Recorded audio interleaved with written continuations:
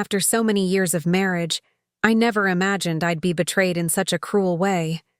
My husband didn't get involved with a stranger. He was having an affair with my own daughter-in-law. I never thought something like this could happen in my family. My name is Susan Carter. I'm 60 years old, and until not so long ago, I truly believed my life was perfect. We live in a comfortable house in the Maplewood neighborhood in Connecticut. My 2 grown sons are both successful. I've had a 35-year marriage to Robert, and I've always thought we were the picture of a model family. But everything changed during our summer trip to the Hamptons. That's where I discovered the most devastating truth of my life. My daughter-in-law, Jessica, married to my oldest son, Michael, was having an affair with my own husband. That morning started just like any other during that July weekend. Sunlight streamed through the kitchen window of our rental house, and I was making coffee for the whole family. Robert had left early to pick up fresh bagels from the local market. Michael and Jessica were still asleep in the back bedroom, while my younger son, David, was out on the porch reading a book about investing. It was the kind of family scene I'd always loved. Everyone together, nowhere to rush off to. But something was off that morning. There was a tension in the air I couldn't quite put my finger on. Jessica had been acting strange lately, avoiding my eyes at meals and slipping away often to take work calls. Robert seemed distant too, more interested in his phone than talking with his family. When Robert got back with the bagels, Jessica came into the kitchen wearing just a short blue silk robe. She greeted everyone with casual pecks on the cheek, but when she got to Robert, I noticed something that made my blood run cold. Their hands brushed for a second longer than necessary when she took the coffee he offered her. The way their eyes met. It wasn't normal between a father-in-law and a daughter-in-law. I tried to brush off the strange feeling in my chest. After all, Jessica had always been sweet to everyone in the family. She and Michael had been married 5 years, and I'd come to think of her as a daughter. But that look they exchanged bothered me through the whole breakfast. At lunch, out on the porch, while everyone chatted about plans for the day, I secretly watched every little interaction between Jessica and Robert.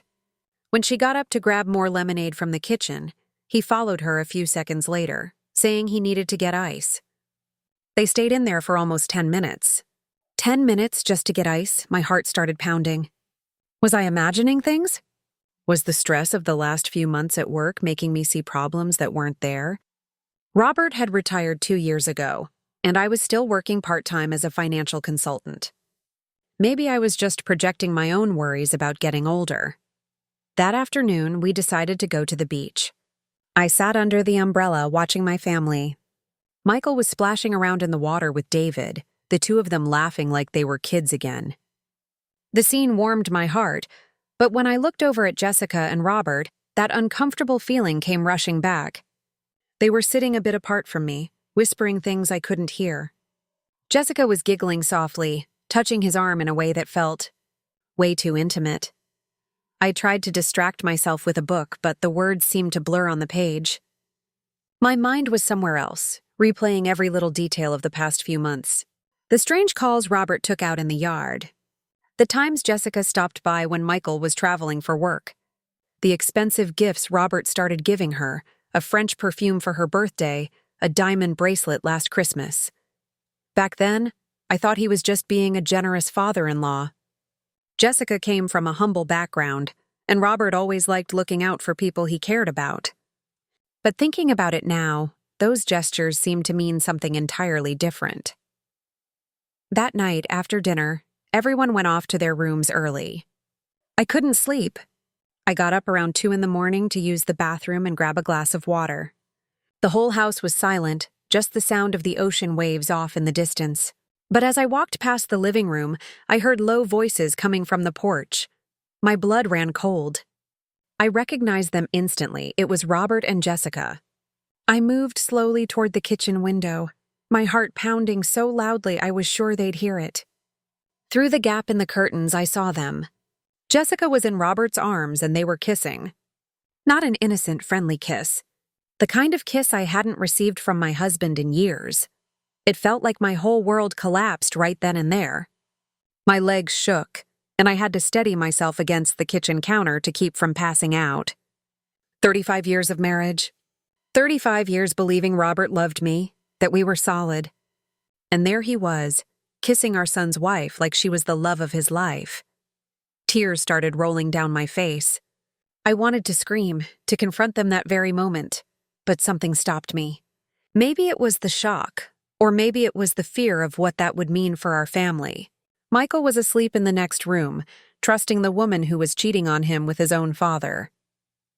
I went back to my room quietly, lay down beside Robert's empty side of the bed, and cried in silence until sunrise. When he finally came back to the room around 4 a.m, I pretended to be asleep. I could smell her perfume lingering on his clothes. The rest of the trip was pure torture. Every family meal, every casual conversation, every moment we all spent together became a theatrical performance where I was the only conscious spectator. Jessica smiled at Michael, held his hand, talked about their plans to renovate the house. Robert kissed my forehead in the mornings, asked if I'd slept well, commented on how blessed our family was. I felt like I was living in 2 parallel realities. In the first, we were the Carters, a typical upper-middle-class American family enjoying a relaxing weekend in the Hamptons. In the second, I was a 60-year-old woman discovering that her entire life had been a lie. During breakfast on our last day, I watched Jessica serve pancakes to Michael. She kissed the top of his head, murmured something sweet about how he worked too hard. My son smiled at her with that lovesick look I'd known since they started dating in college. Michael had always been a romantic, just like his father. The irony cut through me like a blade. David, our 28-year-old baby, was cracking jokes about finding a woman like Jessica. When I find a woman who makes pancakes like this and is still gorgeous, I'm marrying her on the spot, he said, laughing. Jessica blushed, looked away, and for a second our eyes met. I saw guilt there. Or maybe I was just seeing what I wanted to see. Robert was reading the Wall Street Journal, like he did every morning over breakfast. Every so often he'd look up and comment on some news story or compliment the pancakes. He seemed like the perfect husband, the ideal father-in-law. If I hadn't seen what I saw the night before, nothing would have made me suspicious. They were good actors, or maybe I'd just been a distracted audience for decades. The drive home was silent. Robert drove our Mercedes while I pretended to sleep in the passenger seat. Actually, I was watching through the side mirror. Jessica and Robert kept catching each other's eyes in the rearview mirror. Little glances that lasted just seconds but spoke volumes. Poor Michael was busy answering work emails in the back seat, completely oblivious to the betrayal happening right under his nose. When we got home to our tree-lined street in Maplewood, everything seemed ridiculously normal. Our 2-story colonial house, with the garden I'd been tending for decades, the white fence Robert painted last year. The neighbors waved as we drove by. Mrs. Henderson was watering her flowers like she always did in the late afternoon. It was as if the outside world hadn't changed, but I knew I'd never be the same. That night, after Michael and Jessica left, Robert and I were alone for the first time since my discovery. He was in the living room watching the news, like he had every night for years. I was in the kitchen, putting away groceries I'd picked up at the market. Normal domestic activities, decades of routine, but I felt like there was a chasm between us. "Susan, are you okay?" he called from the living room. "You've been quiet ever since we got back." My first instinct was to confront him right then and there, to scream, cry, demand answers. But something stopped me. Maybe it was fear of what would come next. Maybe it was the irrational hope that I'd imagined it all. Or maybe it was just the shock still processing. "I'm just tired," I replied, my voice sounding strange even to me. "Long weekend." He appeared in the kitchen doorway, came up behind me and kissed my neck. The same loving gesture he'd made for years. But now I knew those lips had kissed Jessica less than 24 hours ago. I felt sick, but also a deep sadness that surprised me. "Are you sure? You seem different." Different. Of course I was different. I'd discovered that my marriage was a sham, that my son was being cheated on, that our family was built on lies. But how could I explain that without destroying everything? I'm fine, Robert. I just need a bath and a good night's sleep. He hugged me from behind, resting his chin on my shoulder. I love you, Susan. You know that, right? The words I'd waited decades to hear, that had always warmed my heart, now sounded hollow. False. I wondered if he said the same thing to Jessica. I know, I managed to answer. That night, lying in bed next to Robert, I stared at the ceiling for hours.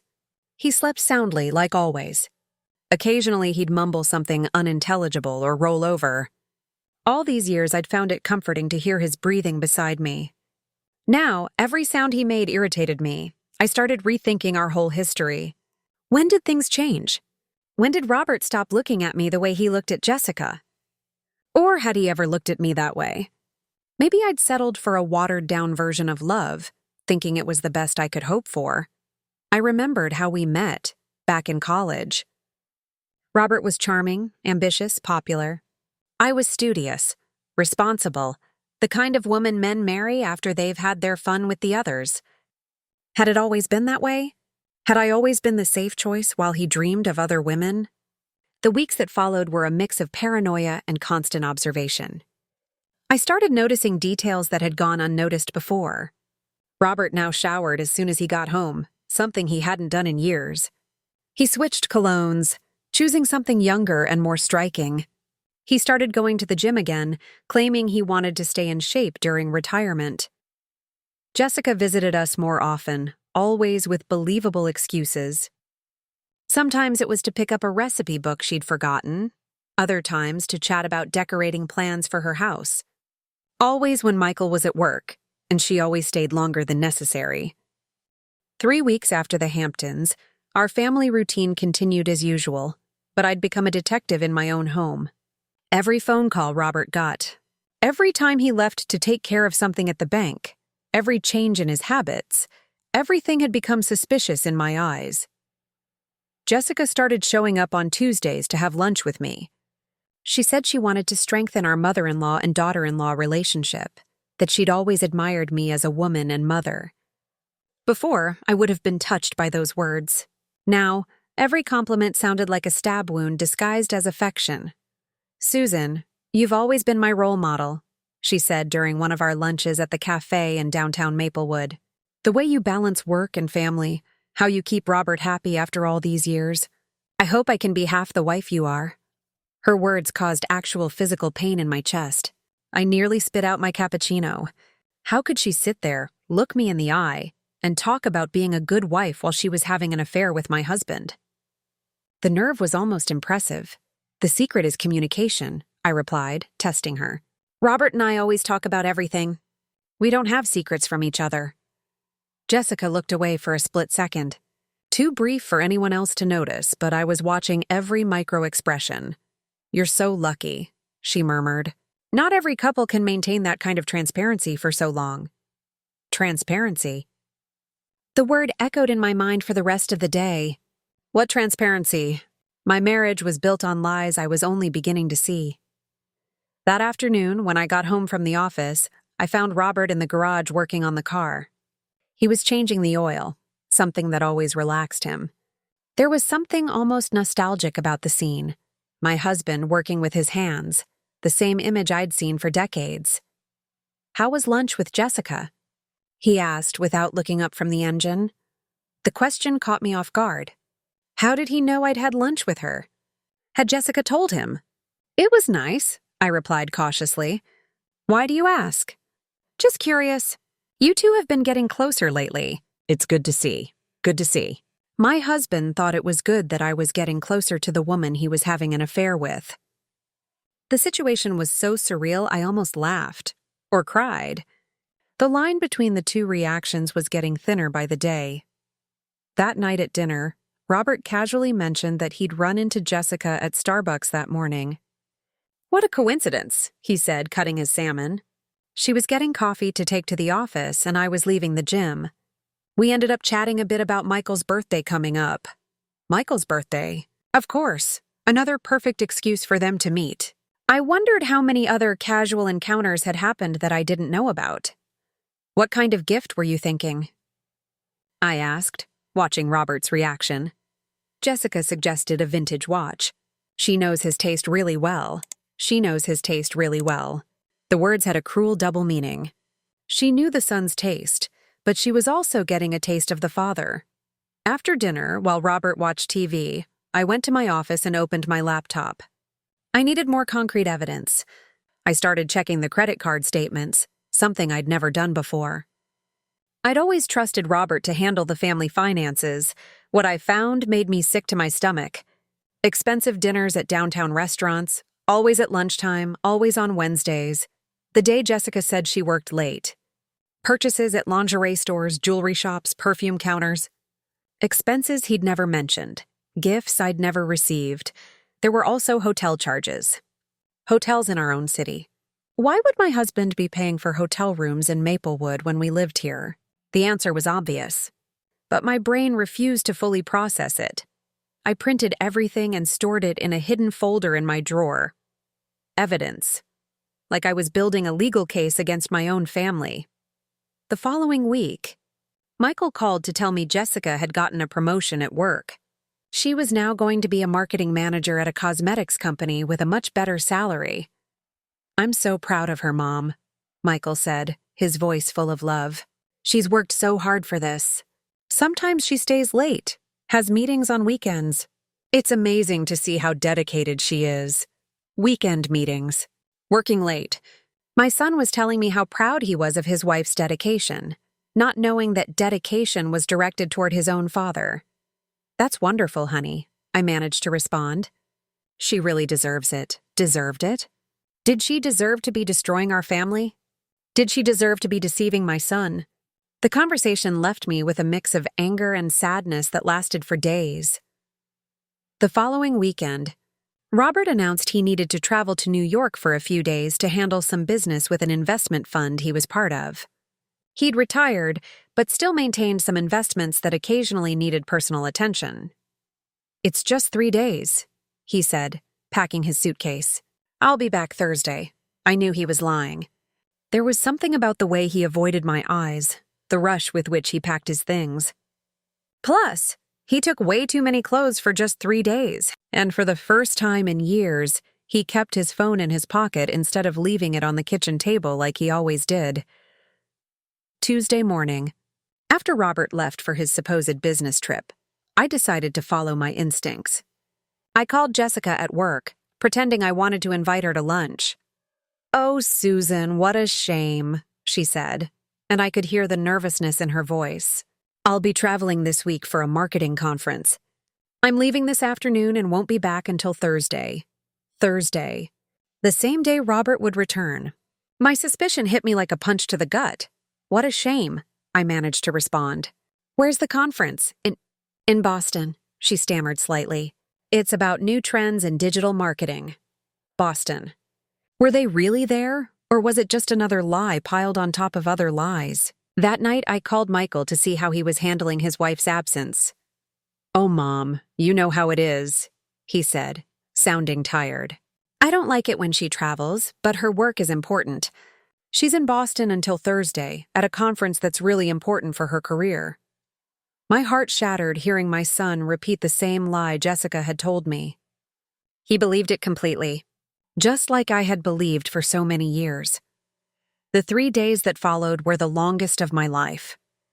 I tried to maintain normalcy, went to work, took care of the house, chatted with neighbors. But inside I was falling apart. At night, alone in that house that had been our home for decades, I walked through the rooms like a ghost. I looked at the family photos scattered throughout the house. Our wedding photo where Robert and I looked so young and full of hope. Pictures of the boys when they were children, all our family trips. The family portrait we took last Christmas, where everyone was smiling at the camera, including Jessica, who was already cheating on my son at that time. Thursday afternoon, Robert returned right on schedule as he'd promised. He came home with gifts, an expensive purse for me, Belgian chocolates, a bottle of red wine he said he'd bought at a vineyard he visited. "How was New York?" I asked, watching every expression on his face. "Productive," he replied, avoiding my gaze. "The meetings went well. I got everything sorted out that I needed to." He seemed relaxed, even happy. There was something different about him, an energy I hadn't seen in years. The trip had been good for him, not because of business, but because of the company. That night, Robert was more affectionate with me than he'd been in months. He complimented the dinner I made, asked about my work, even suggested we watch a movie together.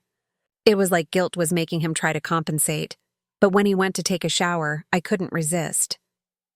I searched through his suitcase. Among the dirty clothes, I found a hotel keycard. Not from New York, but from a romantic resort in Vermont. A place he'd never taken me in 35 years of marriage. The Vermont hotel keycard was burning in my hand. Mountain View Resort, Stowe, Vermont. 2 nights, romantic suite with fireplace and hot tub. The kind of place couples go to rekindle their passion, or where lovers go to live out a secret romance.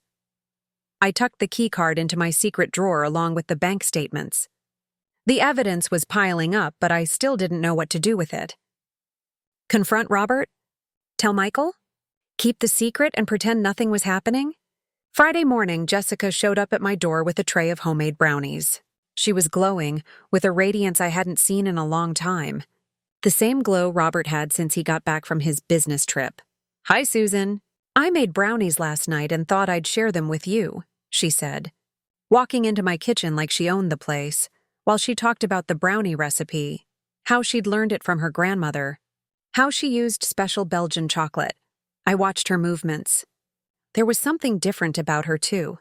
A new confidence, almost an arrogance disguised as sweetness. "How was the conference in Boston?" I asked, testing her. "Oh, it was incredible," she replied, a little too quickly. "I learned so much about new market trends. It was very enlightening. I'm sure it was. Did you stay at a nice hotel?" For a second, she hesitated. Yes. The hotel was adequate. Nothing too fancy. You know how these work trips are. Liar. She'd spent 2 days in a romantic suite in Vermont with my husband, and there she was in my kitchen making up stories about business hotels in Boston. That afternoon, after Jessica left, I sat in my office and started writing a letter to Michael. I wrote 3 pages telling him everything I'd discovered, all the evidence, all the sordid details about the affair. When I finished, I read the letter and tore it into tiny pieces. How could I destroy my son's life like that? Michael loved Jessica with a purity that reminded me of how I loved Robert when we were young. He talked about her with pride, planned to have children with her, dreamed of growing old beside her. How could I take that away from him? But at the same time, how could I let my son live a lie? He deserved to know the truth. He deserved a chance to find someone who really loved him. I wrote a second letter, this time to Robert. In this one, I was direct and furious. I wrote about the Vermont hotel, about the suspicious expenses, about how I knew everything. I threatened divorce, said I'd tell Michael, that I'd ruin his reputation in the neighborhood. When I finished this letter, I tore it up too. The truth was, I didn't know if I had the courage to follow through on any of those threats. At 60, after a lifetime of being a wife and mother, I didn't know who I was without those roles. The idea of starting over, explaining to friends, dividing assets, living alone, all of that scared me more than the betrayal itself. The following weekend, Michael and Jessica came over for dinner, like they did almost every Sunday. It was a tradition I'd always loved, cooking for my family, hearing about their week, feeling the house full of life and love. But now, these dinners had become torture. Watching Michael pour wine for Jessica, seeing how he took care of her, how proud he looked when she complimented my cooking. Watching Robert act like the perfect father-in-law, cracking jokes, telling stories, being affectionate with all of us. "Mom, this lasagna is incredible as always," Michael said, taking a second helping. "Jessica's trying to learn how to make it like yours, aren't you, honey?" "Your mother is an artist in the kitchen," Jessica replied, smiling at me. "I'm still nowhere close to her level. If she only knew what level I knew she was really at, would she still be smiling like that?" "The secret's in the sauce," Robert said, winking at me. "Your mother always had a gift for cooking. It's one of the many qualities that made me fall in love with her." His words hit me like a slap. How did he have the nerve to talk about falling in love with me while he was having an affair with Jessica? How could he maintain this facade of being a loving husband? How romantic, Dad, Michael laughed. You two are such an example for us. I hope Jessica and I are like you when we're your age. Like us. My son wanted his marriage to be like ours, built on lies, betrayal, and pretense. The thought made me physically sick. I excused myself from the table and rushed to the bathroom. I closed the door and let the tears fall silently. When I looked at myself in the mirror, I saw a woman I didn't recognize. My eyes were red, my face pale. I looked like I'd aged 10 years in the past few weeks. When I came back to the living room, they were talking about next summer's vacation. Jessica suggested we rent a bigger house, maybe in Martha's Vineyard this time. That would be wonderful, Robert said. We could invite David too, make it a big family reunion. A big family reunion. Another week of pretending to be happy while watching my husband and daughter-in-law exchange secret glances and touch each other discreetly. I don't know if I could take a whole week off, I lied. Work is really busy right now. Mom, you need to retire soon, Michael said, looking concerned. Enjoy life a little. Look at Dad. He's been so much more relaxed since he retired. Relaxed. Of course Robert was relaxed. He'd found a new source of excitement in his life. A young, beautiful woman to make him feel young again. After they left, Robert and I stood in the kitchen doing dishes, like we'd done for decades. It was a comfortable routine that had always given me a sense of partnership, of shared life. Now it felt mechanical and empty. Are you okay, Susan? Robert asked, drying a plate. You've been acting strange lately. Distant. I wanted to laugh at the irony. I was distant, but he was having an affair. I'm just thinking about some things, I replied. What kind of things? The simple question opened a crack in my emotional armor. For a moment, I considered telling him everything. Laying all the cards on the table, confronting him right there between the sink and the cabinet where we'd washed dishes thousands of times. About life, I said finally. About what comes next. He stopped drying the plate and looked directly at me. Next after what? After we get older. After the kids get married and go their separate ways. After things change. Robert put the plate in the cabinet and moved closer to me. He placed his hands on my shoulders and looked into my eyes. Susan, we have a good life. We have wonderful children, a beautiful home, our health. What more could you want? What more could I want? Honesty, faithfulness, a husband who wouldn't cheat on me with our son's wife. But I didn't say any of that. You're right, I murmured. We're blessed. What a cruel joke. 2 weeks later, on a Thursday morning, I got a call that changed everything. It was Dr. Hamilton's secretary, my gynecologist, asking to reschedule my annual appointment. Apparently, the doctor had a family emergency and needed to cancel all his appointments for the week. Can we reschedule for next Tuesday at 2 in the afternoon? She asked. I agreed without thinking much about it. It was just another routine appointment. But when I hung up the phone, an idea started forming in my mind. Tuesday at 2 in the afternoon was exactly when Robert said he'd be at the gym, his new twice-a-week routine. I decided to follow him. For the first time in 35 years of marriage, I was going to spy on my own husband. On Tuesday, I pretended to leave for work as usual, but stopped at a cafe near our house and waited. At 2:15, I saw Robert's car pull out of the garage. He wasn't dressed in gym clothes. He was wearing a light blue dress shirt I'd ironed for him on Sunday, the same shirt Jessica had complimented. During dinner, I kept a safe distance and followed him through the familiar streets of our neighborhood. He didn't head toward the gym. Instead, he drove toward downtown. My heart started racing when I realized where he was going. Robert parked in the Marriott Hotel downtown parking lot. I parked across the street and watched through my windshield as my husband got out of his car, straightened his shirt, and walked confidently toward the hotel lobby. 15 minutes later, Jessica arrived. She was driving a car I didn't recognize, a red BMW convertible. I later found out it was a rental, another precaution to keep the affair secret.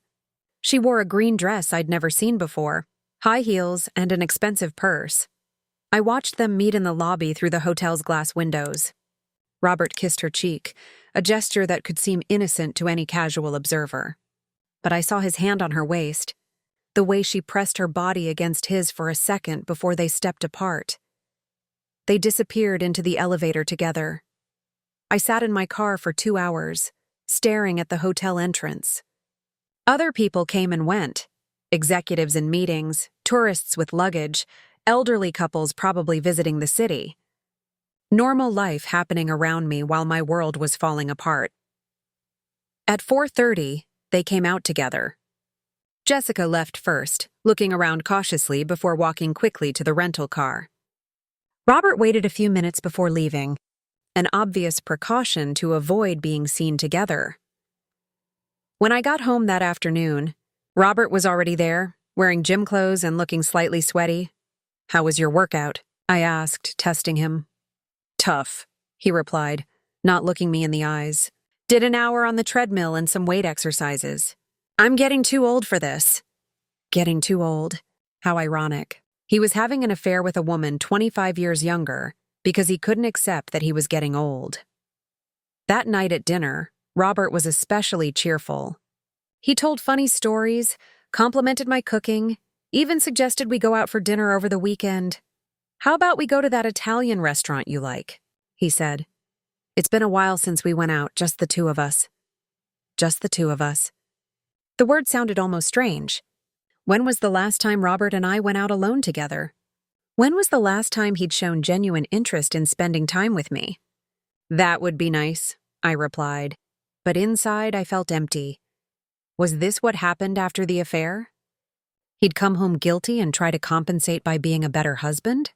Or was it just part of the performance, the need to keep up appearances? The next day, Jessica called to ask if I'd like to go shopping with her at the mall. She said she wanted my opinion on a birthday gift for Michael. Her audacity left me speechless. She wanted me to help her pick out a gift for the man she was cheating on, less than 24 hours after being in bed with his father. "Sure," I heard my own voice responding. "What time?" "How about after lunch?" "Around 2? 2 o'clock. The same time as her meeting with Robert the day before.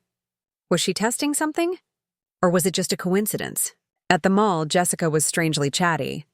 She talked about her career plans, about how happy she was in her marriage, about how much she loved being part of our family. "Sometimes I feel so lucky," she said as we looked at watches in an expensive jewelry store. "Finding Michael, having you as a second family. Robert's always been like a father to me." Like a father. The words made me nauseous. If only she knew how inappropriate that comparison was now. "What kind of relationship do you have with your own father?" I asked, curious about what would lead a woman to have an affair with a man her father's age. Jessica tensed up for a moment. "My father, he left us when I was a child. I've always had trouble with father figures." Ah, now things were starting to make sense. Jessica was looking for the father she never had, and Robert was looking for the youth he'd lost. A dangerous and destructive combination. "Robert's always been so caring toward me," she continued. "From the first day Michael brought me to meet you all. He makes me feel special, valued. Special, valued." She was practically confessing the affair to me, disguising it as family gratitude. We picked out an elegant watch for Michael, which Jessica paid for with a new credit card. Platinum, the kind with a hefty annual fee. Where would a junior marketing manager get money for a card like that? The answer was obvious, but too painful to fully process. On the way home, Jessica was quiet for a few minutes. Then suddenly she spoke. "Susan, can I ask you a personal question?" My blood ran cold. "Of course, you and Robert. Do you still have, intimacy?" The question hit me like a punch to the gut. She was asking about my sex life with my husband. The woman who was sleeping with him wanted to know about our intimacy. "Why are you asking that?" I managed to respond. "Sorry, that was really invasive," she said quickly. "It's just, Michael and I are trying to keep the passion alive, you know? And you two are our example of a lasting relationship. I was wondering how couples who've been together so long manage to what? Manage to pretend everything's fine while one partner cheats with the daughter-in-law? Manage to keep up appearances while trust is being destroyed? It's about communication, I replied, using the same vague answer as always. But inside, I knew the truth. Robert and I hadn't had intimacy in months. Our sex life had gradually died, replaced by routine and fatigue. I thought it was normal for couples our age. Now I knew he was finding that intimacy somewhere else. When I got home that afternoon, I found Robert in the garden watering my flowers. It was a lovely domestic scene, my husband taking care of the plants I loved. Any neighbor walking by would see a devoted retiree, caring for his home and wife. "How was shopping with Jessica?" he asked, seeming casually interested.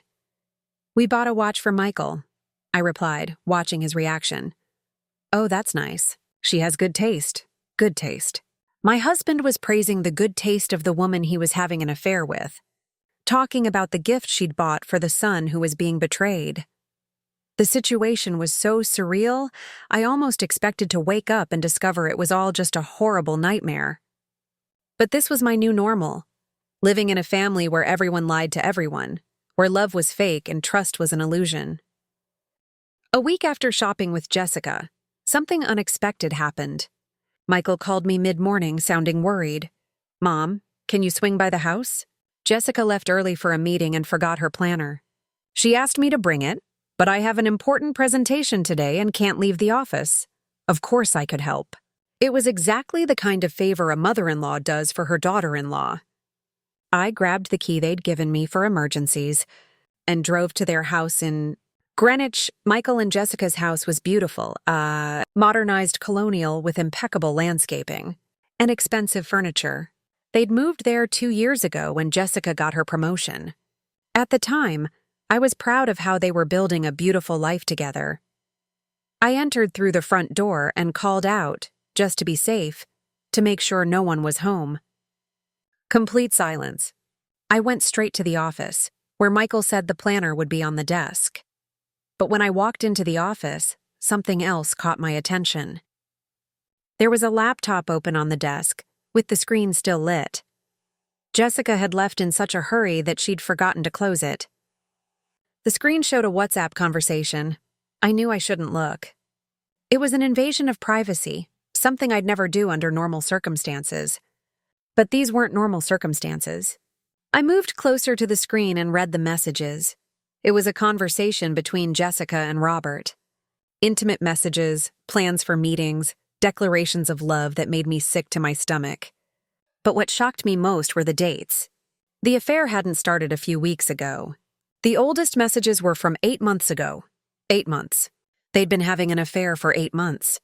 During last Christmas, when Jessica helped me in the kitchen and told me how grateful she was to be part of our family. During Michael's birthday, when Robert made an emotional toast about family and loyalty.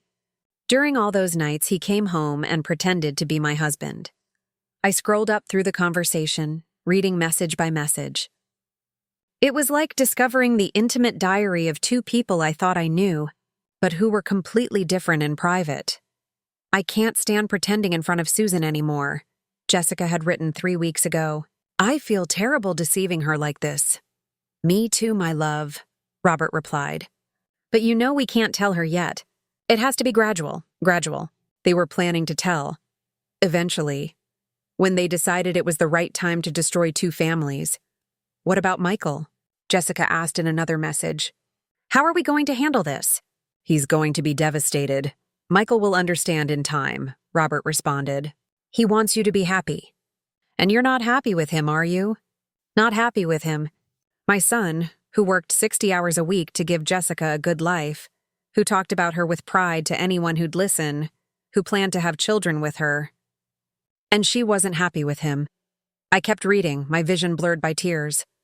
There were intimate details about their meetings, complaints about having to pretend around family, plans for a future where they'd be together. "Last night was hard," Jessica wrote after a Sunday dinner. "Seeing how Susan trusts you, how Michael loves me. Sometimes I wonder if we're doing the right thing." "What we're feeling is real," Robert replied. True love isn't wrong. You make me feel alive again. Make me remember who I was before I became just a bored husband. Bored husband. 35 years of marriage reduced to boredom. All the sacrifices I'd made, all the times I'd put our family first, all the dreams I'd abandoned to be the perfect wife, all of that was just boredom to him. The most recent conversation was from last night. I can't wait anymore, Jessica wrote. I want to be with you for real. I want to wake up next to you every morning. Soon, my love. I'm planning a way to tell Susan.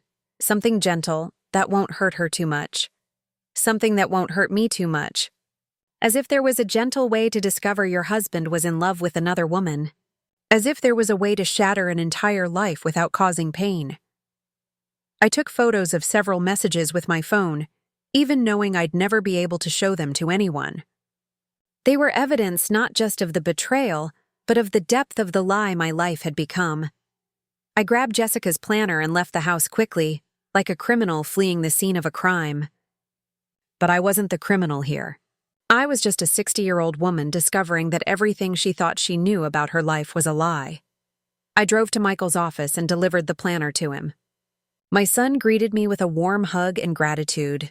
Thanks, Mom. You saved my life. Jessica would be really upset if she missed this important meeting. Important meeting. I wondered if it was a real meeting or another rendezvous with Robert. At this point, I couldn't tell the difference between truth and lies in this family's life anymore. Michael, I said suddenly without planning. Are you happy? He seemed surprised by the question. Of course, Mom. Why do you ask? Just, sometimes it's good to know that our children are happy. I'm very happy, he replied, smiling.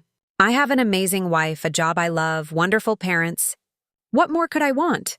What more could you want? A wife who actually loves you. Parents who don't lie to you. A family that's real instead of an elaborate performance. But I didn't say any of that. I just hugged my son and left his office with a heavier heart than I'd ever had in my entire life. That night at dinner, Robert seemed particularly cheerful. He told stories about his college days, made jokes, even complimented my new haircut. You look beautiful today, Susan, he said, pouring wine for both of us. That haircut makes you look younger. Younger? It always came back to age. He was trying to make me feel young because he felt guilty about being with a woman who was actually young. Thank you, I murmured. Drinking more wine than I normally would. You know, I was thinking, Robert continued, how about we take a second honeymoon? We could go to Europe, visit those places we always talked about seeing. Europe, a second honeymoon. Was this what he wanted to do before leaving me? One last romantic trip before telling me he was in love with our daughter-in-law? That would be nice, I replied, but the words came out empty. That night, lying in bed, I looked at Robert sleeping beside me. Even in sleep, he seemed different. There was a peace on his face I hadn't seen in years. It was the peace of a man who'd found love again. Just not with me. I thought about all the messages I'd read that morning. The passion in their words, the way they talked about being together, about having a future. It was the kind of burning love Robert and I had once, long ago, before routine and responsibilities turned our passion into companionship. Could I blame him for wanting to feel that again? Could I blame them for falling in love, even under the most impossible circumstances? But then I thought about Michael, sleeping innocently in his house, believing he had a wife who loved him. I thought about all the years I'd devoted to being a good wife, a good mother, a good person. I thought about how I'd given up my own dreams to build this family that was now being destroyed from the inside. No, I couldn't excuse them. Love didn't justify lies. Passion didn't justify betrayal. They'd made a choice, and that choice had consequences. The question was, what would I do with this knowledge? The following days passed in a strange fog. I'd wake up in the morning and for a few seconds forget about the discovery, feeling normal. Then reality would come crashing back like a cold wave, and I'd remember that my life had changed forever. Robert continued his normal routine, but now I could see the signs I'd ignored before. The phone calls he took in other rooms. The way he constantly checked his phone. the long showers when he got home, the new clothes that appeared in his closet. Jessica also kept up her regular visits, but now every word she said sounded fake to my ears. When she complimented my cooking, I heard sarcasm. When she asked about my health, I heard guilt. When she talked about Michael, I heard betrayal. The following Thursday, I got a call that changed everything. It was my sister Margaret, who lived in San Diego. "Susan, I have wonderful news," she said, her voice full of excitement. "Tom got that promotion he was waiting for. We're moving to Connecticut." Margaret and Tom, my younger sister and the brother-in-law I'd always adored. They'd lived in California for 20 years, and I'd always missed them at family gatherings.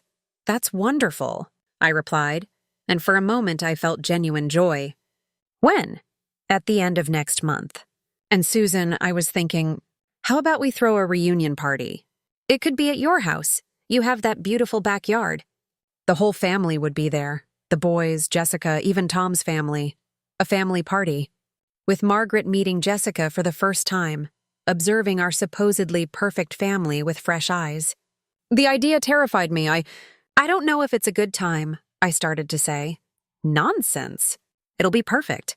It's been so long since I've seen Michael and David, and I'm excited to get to know Jessica better. From your letters, she sounds like a wonderful daughter-in-law." Wonderful daughter-in-law. If only Margaret knew. "Let me talk to Robert and get back to you," I said. But when I told Robert about Margaret's idea, he became visibly nervous. "A big party like that?" "I don't know, Susan. That's a lot of work for you." "Work for me?" Robert had never worried about that before. He loved hosting family, showing off our house, our successful children, our stable life. "Don't you want to see Margaret and Tom?" I asked. "Of course I do. It's just that maybe it's not the best time." "Not the best time for what? To keep up appearances while he was betraying our family? To pretend to be a devoted husband in front of my relatives? We're having the party," I decided. "Margaret's excited, and I want to see my sister too." That night, Robert was restless. He turned the TV on, turned it off, picked up a book, put it down, went out to the garden, came back. Finally, he approached me in the kitchen. "Susan, we need to talk." My heart stopped. This was it. He was going to tell me about Jessica. He was going to officially destroy our life. "About what?" I asked, trying to keep my voice steady. Robert hesitated, looking anywhere but at me. "About us, about where we are in life, where we are. Don't you feel like we're just going through the motions? That we've lost the connection we used to have?" The irony of his words hit me like a punch. He was laying the groundwork to leave me, creating a narrative where our marriage was naturally coming to an end. "Do you want a divorce?" I asked directly. He seemed shocked by the direct question. Not necessarily, but I think we need to be honest about what we're feeling." "And what are you feeling, Robert?" More hesitation, more evasive glances. "That maybe we've grown in different directions. That maybe it's time to consider. Other possibilities, other possibilities. What an elegant euphemism for, I'm in love with our son's wife. What kind of other possibilities?" I pressed. "I don't know yet," he lied. "Maybe just some time apart, to think, to figure out what we really want. Time apart. So he could be with Jessica without feeling guilty about cheating on me. So she could leave Michael without looking like she was abandoning her husband for another man." "And the boys?" I asked. "How are we going to explain this to Michael and David?" Robert ran his hand through his hair, a gesture he made when he was nervous. "They're adults. They'll understand that sometimes people change." "And Jessica? How do you think she'll react if her in-laws separate?" The question was intentional, and I saw how he flinched slightly. "Jessica? She'll support whatever decision is best for everyone." How convenient. Jessica would support our separation because it would clear the way for her to be with him. "Robert," I said, looking directly into his eyes, "is there someone else?" The question hung in the air like a bomb waiting to explode. For a moment, I saw genuine panic on his face. Then he composed his mask. "Why would you ask that? It's a simple question. Is there another woman?" "Susan, please. This isn't about someone else. This is about us. about the fact that maybe we've been life companions but not romantic partners for a long time. Romantic partners. He was rewriting our history, turning decades of love into mere practical convenience. So, there's no other woman? I insisted. There's no one specific, he said. And the lie was so obvious I almost laughed. No one specific. Jessica wasn't no one specific. She was our son's wife, the woman who came to our house every Sunday, who called me to chat, who I considered like a daughter. I see, I said finally. So you want us to separate so you can find out if there's someone out there for you. It's not that simple. It seems pretty simple to me. That night, we lay in the same bed for the first time, both knowing our marriage was coming to an end. Robert pretended to sleep, but I could feel his tension. He'd started the conversation but couldn't finish it. He still didn't have the courage to be completely honest. I pretended to sleep too, but my mind was racing. He was trying to prepare me for separation, but he still hadn't mentioned Jessica. Maybe they hadn't decided yet how and when to reveal the affair. Or maybe he was still looking for a way to do it without completely destroying our family. But one thing was clear. Time was running out. Margaret would arrive in a few weeks. There would be a party full of family. Everyone would be watching, asking questions, noticing tensions. It was time to make a decision. I could keep pretending I didn't know anything, allow Robert and Jessica to control the narrative and destroy our family on their terms.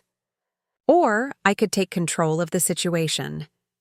For the first time in weeks, I knew exactly what I had to do. On Sunday, the day of the party, I woke up early and started the final preparations. The slideshow was ready, a careful mix of family memories and devastating evidence. Margaret helped with decorations, while Tom and Robert chatted in the living room. For moments, it felt like a normal family gathering, exactly like we used to have. Michael arrived first, hugging his aunt and uncle enthusiastically. "I've missed you guys so much," he told Margaret. "Jessica's on her way. She had to stop at the salon." David arrived shortly after, bringing flowers for Margaret and a bottle of wine. Both my sons were there, not knowing their lives would change forever that night. At 7 o'clock, Jessica finally arrived. She wore an elegant navy blue dress and seemed nervous. She greeted everyone but avoided my gaze. During dinner, conversation flowed normally. Robert told funny stories. Margaret talked about the move. Jessica complimented my cooking. Everything perfectly normal on the surface. But I watched every detail. How Jessica avoided mentioning work when Margaret asked about her career. How Robert got tense when Tom suggested they play golf together next week. How Jessica and Robert never looked directly at each other during the entire meal. After dessert, I announced, "Now for the special surprise." I prepared a slideshow to celebrate our family and Margaret and Tom's return. I dimmed the dining room lights and turned on the projector I'd set up earlier. "How romantic," Margaret exclaimed when the first photos appeared. Robert and me at our wedding, young and smiling. The following photos showed the boys growing up. Michael taking his first steps, David on his first day of school. Family vacations, birthdays, Christmases. Everyone smiled and made nostalgic comments. "Look how cute you were." Margaret laughed, seeing a photo of the boys as teenagers. "We're still cute," David joked. Then the photos changed. More recent images started appearing. Our last trip to the Hamptons, Sunday dinners, family gatherings. "This one's from last Christmas," I noted when a photo appeared showing all of us around the tree. "What a happy family, right?" Jessica shifted in her chair. Robert cleared his throat. "And this one's interesting," I continued as the next photo appeared. It was Robert leaving the Marriott Hotel, taken from my car with Zoom. Robert going to the gym on a Tuesday afternoon. The silence in the room changed quality. It became tense. "Mom, why do you have a photo of Dad leaving a hotel?" Michael asked, confused. "Good question," I replied. Advancing to the next image, Jessica walking toward the same hotel, wearing the green dress I'd never seen her wear at home. "Jessica going to a work meeting," I explained calmly. "What a coincidence that they were at the same place on the same day, don't you think?" Jessica went pale. Susan, I can explain. You don't need to explain yet, I said, advancing to the next image. It was a photo of them both in the hotel lobby, taken through the glass window. Robert kissing her cheek, his hand on her waist. Margaret whispered, "My God." Michael sat frozen, staring at the screen. This can't be true. But it is true, I said, keeping my voice calm. And there's more. The next series of photos showed printouts of the bank statements, expensive dinners, hotels, gifts I never received. 8 months, I said out loud. 8 months of lies, secret meetings, and betrayal. Robert stood up. Susan, please, not like this. Not like what, Robert? In front of the family? Did you think it would be different when you finally found a gentle way to tell me? Jessica started crying. Michael, I'm so sorry. I never wanted it to be like this. Michael looked at her, then at Robert, then at me. His voice came out hoarse. Are you having an affair? My wife and my father? Michael, Robert began. Answer me. Michael shouted, standing up. Yes or no? The silence that followed was the answer. David sat motionless for a moment, then started clapping slowly. Bravo, Mom. What a performance. David, Margaret scolded. No, Aunt Margaret. Mom did exactly what she had to do. They wanted to keep this secret, play with everyone's feelings, destroy our family in the shadows. At least now everything's on the table. Michael ran out of the room. We heard the front door slam. Jessica ran after him. Michael, wait, please. Robert stood in the middle of the room, looking at me. Susan, you what, Robert? Sorry? Didn't want to hurt me? Love her? I don't know how this happened, he said finally. I didn't plan it. But it happened, I replied. For 8 months it happened. While you came home and pretended to be my husband, Margaret approached me. Susan, I didn't know anything. I know, Maggie. You two are the only innocent people in this room. Tom, who had been quiet, finally spoke. What the hell is this, Robert? How could you do this to your family? I fell in love, Robert said, as if that justified everything. You fell in love, I repeated. At 65 years old, you fell in love with your son's wife. Age doesn't matter when you feel. Don't give me that cheap romance bullshit. I finally exploded. You destroyed 2 lives for a midlife crisis. At that moment, Jessica came back alone. He left, she said, crying. Michael left. I looked at her, this woman I had considered like a daughter, who had betrayed my son in the cruelest way possible. Jessica, I said calmly, I have a question for you. She looked at me through her tears. Do you love my son?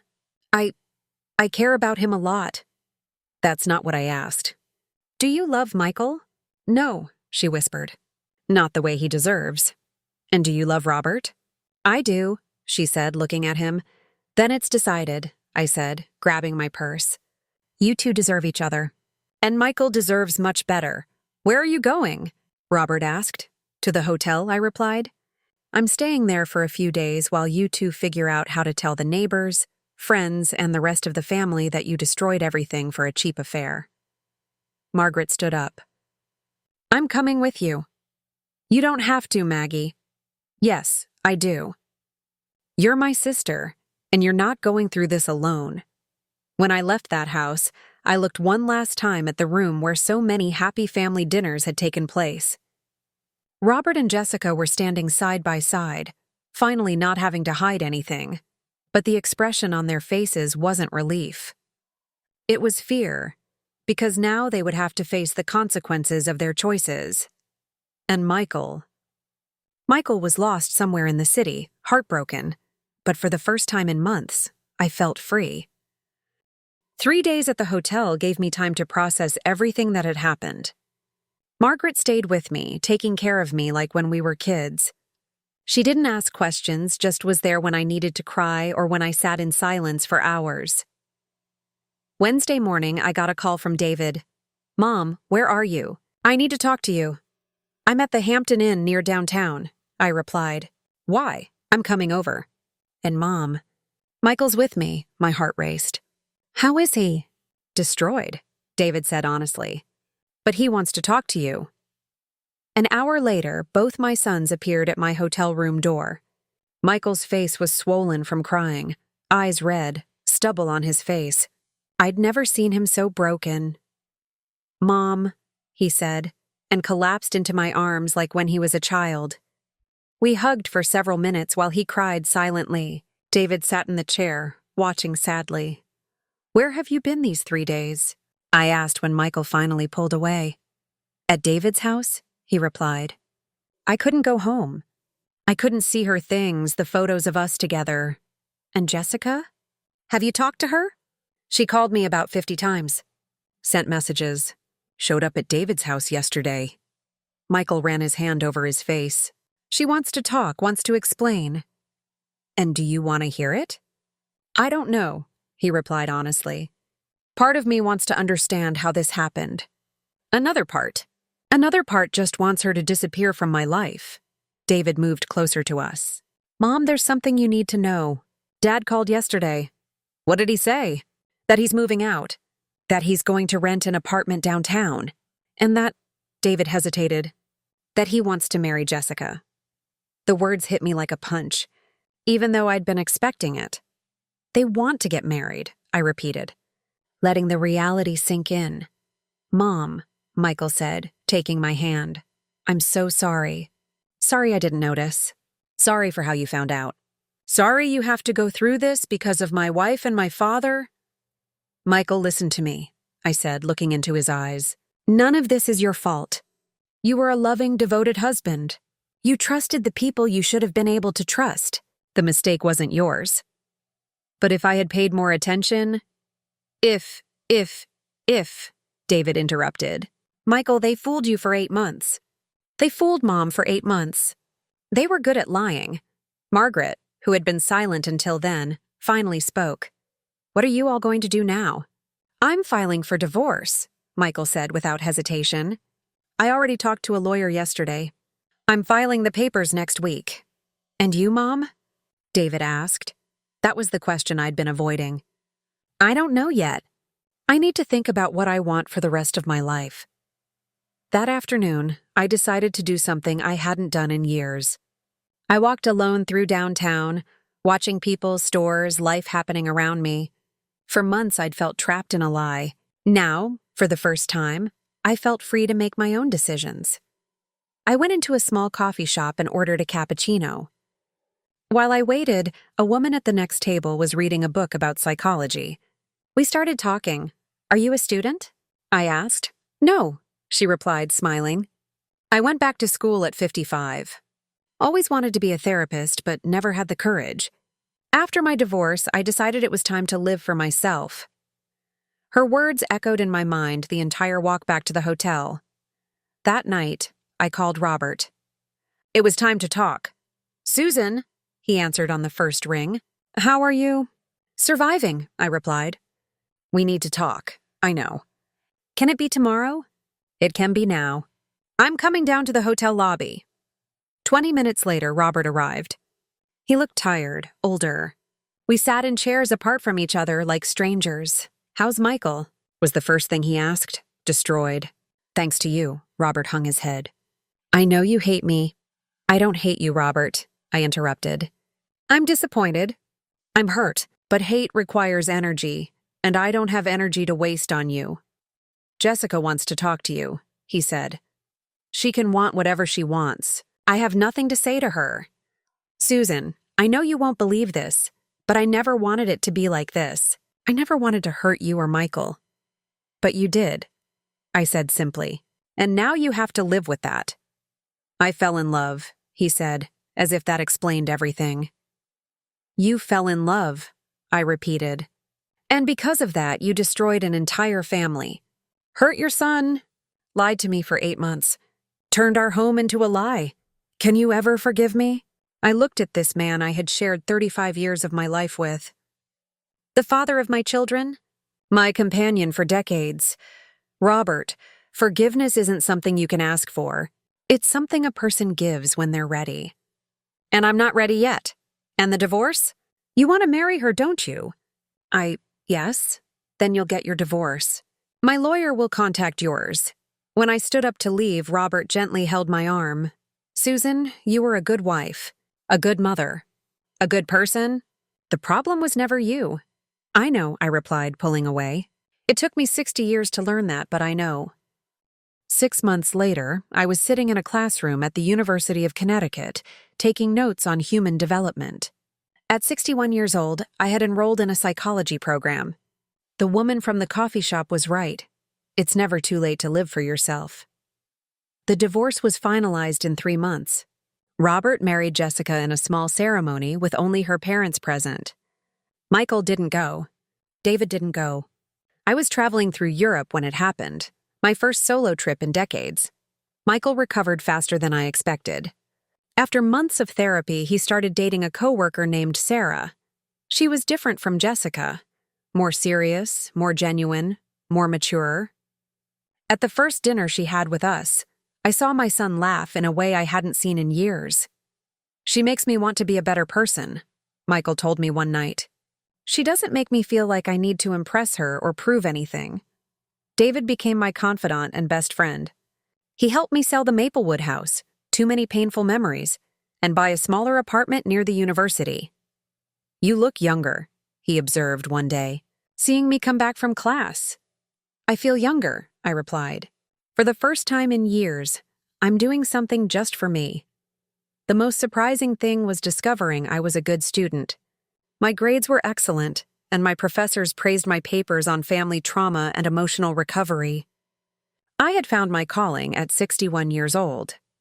One day, leaving the library, I bumped into someone familiar. It was Jessica. She looked different. Thinner, shorter hair, an expression I couldn't quite read. Susan, she said, seeming genuinely surprised. How are you? Good, I replied honestly. And you? I'm trying to be happy. Trying? Jessica looked around as if searching for words. You'll probably think I deserve this, but it's not what I imagined. What's not what you imagined? Being the second wife. Being seen as the woman who destroyed a family. The neighbors, friends. Everyone knows what happened. I could have felt satisfaction at this information. Could have been cruel. But all I felt was a distant sadness. Jessica, you made your choices. Now you have to live with them. I know, she said quietly. And Michael? How is he? Michael is happy. Really happy. For the first time in years, I saw genuine pain in her eyes. Did he forgive you? Michael doesn't need to forgive me. I didn't do anything wrong. No, I meant, did he forgive you for revealing everything the way you did? Jessica, my son thanked me for having the courage to show the truth. He said I saved him from wasting more years of his life on a lie. She was quiet for a long moment. And Robert? Do you two talk? No, I replied simply. We have nothing to talk about. Susan, I know you have no reason to listen to me, but I'm sorry. Not for what I feel for Robert, but for how it happened. You and Michael didn't deserve to be treated that way. I looked at this woman who had been the catalyst for my family's destruction, but also for my liberation. Jessica, I hope you two are happy. Really? Because if you're not, then all of this was for nothing. When I got home that night, I found a message on my phone. It was from Michael. Mom, Sarah, and I are engaged. We wanted you to be the first to know. And Mom, thank you for showing me what a strong woman looks like. I looked for that in Sarah and I found it. I love you. I sat in my new armchair in my small but mine apartment and cried. But this time, they were tears of joy. 2 years later, at Michael and Sarah's wedding, I walked my son down the aisle. David was the best man, beaming with pride. Margaret was in the front row, smiling through tears. When the pastor asked if anyone objected to the marriage, there was complete silence. A reimagined family, but this time built on honesty. At the reception, during my speech as mother of the groom, I looked at all the happy faces around me. I learned that sometimes the worst discoveries lead to the best new beginnings, I said, and that it's never too late to start over and be truly happy. 6 months later, I graduated with honors in psychology. At 63 years old, I opened a small practice specializing in family, therapy, and post-trauma recovery. My first client was a 55-year-old woman who had discovered her husband was having an affair with her best friend. "How am I going to get through this?" she asked, crying.